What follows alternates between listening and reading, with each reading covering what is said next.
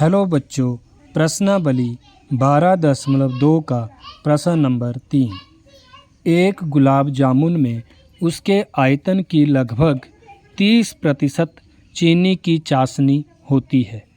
45 गुलाब जामुनों में लगभग कितनी चाशनी होगी यदि प्रत्येक गुलाब जामुन एक बेलन के आकार का है, जिसके दोनों सिरे अर्धगोलाकार हैं तथा इसकी लंबाई 5 सेंटीमीटर और व्यास 2.8 सेंटीमीटर है। तो बच्चों, एक गुलाब जामुन है, उसके आयतन की लगभग 30% चीनी की चाशनी होती है। तो बोला गया है कि हमारे पास एक गुलाब जामुन है, उसके आयतन की लगभग उसमें 30% चीनी की चाशनी होती है। ऐसे ऐसे अगर 45 गुलाब जामुन है तो उसमें लगभग कितनी चाशनी होगी। तो हम बच्चों इस गुलाब जामुन में एक गुलाब जामुन का हम सबसे पहले आयतन निकाल लेंगे। जो आयतन आएगा उसको हम 45 गुलाब जामुनों से गुणा कर देंगे। 45 गुलाब जामुनों के 45 से गुणा कर देंगे तो हमारे पास 45 गुलाब जामुनों का आयतन आ जाएगा। फिर हम उसका 30% करेंगे तो हमें ये भी पता लग जाएगा कि 45 गुलाब जामुनों में लगभग कितनी चीनी की चाशनी है। तो सबसे पहले हम चित्र के माध्यम से समझते हैं कि हमारे पास जो गुलाब जामुन है वो किस आकार का है। तो गुलाब जामुन जो है वो एक बेलन के आकार का है और इसके दोनों सिरों पे अर्धगोले लगे हुए हैं, अर्धगोलाकार बना हुआ है। मतलब एक गुलाब जामुन बीच में से बेलन के आकार का है और दोनों सिरों पे अर्धगोलाकार है। तो यहाँ पे हमारे पास इस गुलाब जामुन की पूरी लंबाई भी दी गई है। लंबाई हमारे पास गुलाब जामुन की 5 सेंटीमीटर है और व्यास हमारे पास 2.8 सेंटीमीटर है। इसका मतलब हम यहाँ से सबसे पहले इनकी त्रिज्या निकाल लेते हैं। बेलन की त्रिज्या साथ में अर्धगोले की त्रिज्या जो है वो एक जैसी रहेगी, क्योंकि इसका जो आकार है बेलन का जो व्यास है और अर्धगोलेकार का जो व्यास है वो एक जैसा है, एक ही आकार का है।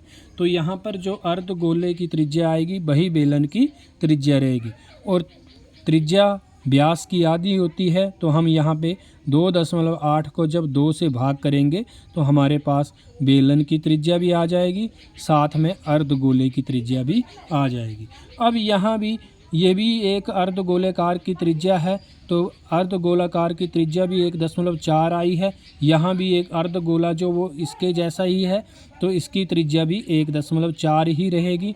तो 1.4 और 1.4 दोनों को जब हम टोटल करेंगे तो हमारे पास बनेगा 2.8 और 2.8 जब हम 5 में से 2.8 को घटाएंगे तो हमारे पास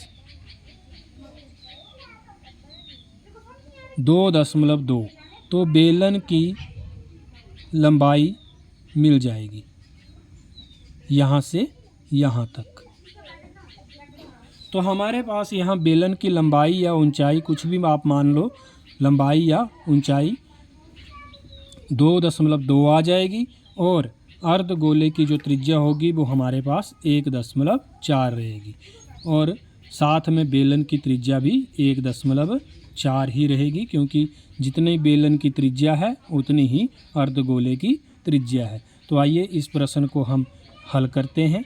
सबसे पहले हमने लिखा अर्धगोलाकार भाग की जो त्रिज्या है वही बेलनाकार भाग की त्रिज्या रहेगी और वो हमारे पास व्यास की आधी होगी। 2.8/2 करेंगे तो वो हमारे पास आएगा 1.4 सेंटीमीटर।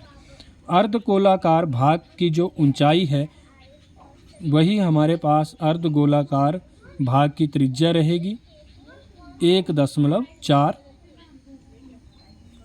और बेलनाकार भाग की जो ऊंचाई है हमारे पास जो आएगी वो मैंने अभी बताया कि 5 से आपको 2 अर्धगोलाकार की ऊंचाई को माइनस करना पड़ेगा।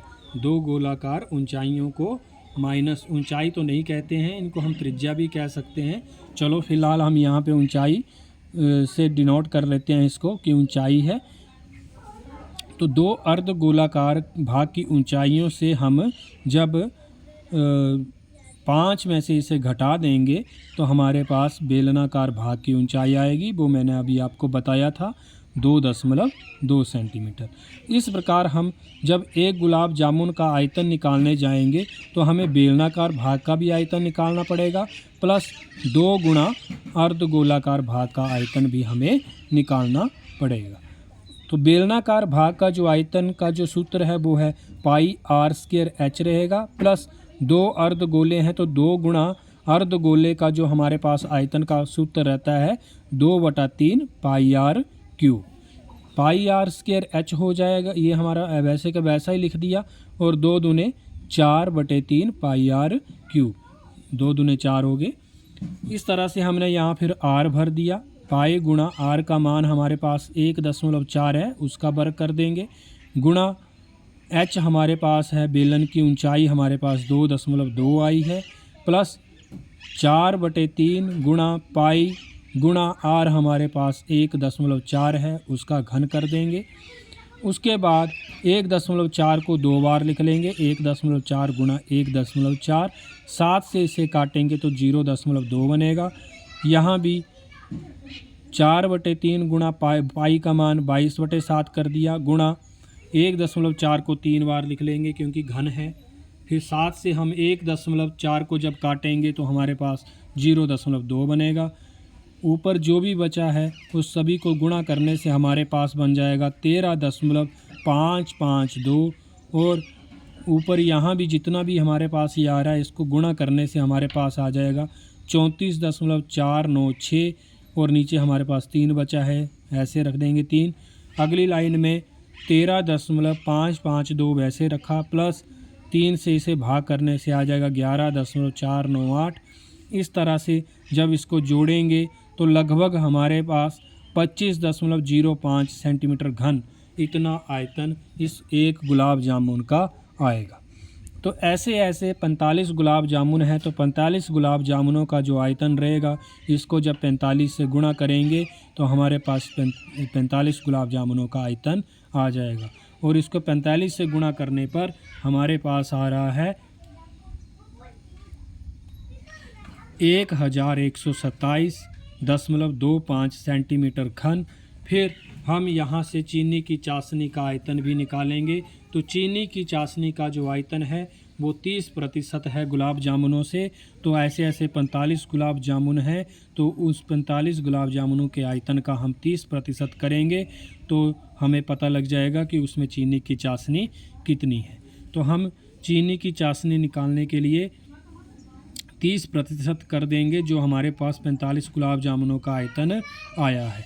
तो 30% हटाया तो नीचे 100 आएगा, गुणा 1127.25, और इसको जब हम पूरा भाग गुणा भाग कर देंगे, काटेंगे, कैलकुलेशन करेंगे तो हमारे पास आएगा 338.17, और लगभग निकालना है तो दशमलव के आगे हम इसको नहीं लिखेंगे। तो 338 सेंटीमीटर घन लगभग इतनी चाशनी 45 गुलाब जामुनों में रहेगी। तो ये था हमारा प्रश्न, इसको आप अच्छे से समझ लें। वीडियो को दोबारा आप सुन के इसको अच्छे से फिर एक बार सुन के अच्छे से समझ लें। धन्यवाद।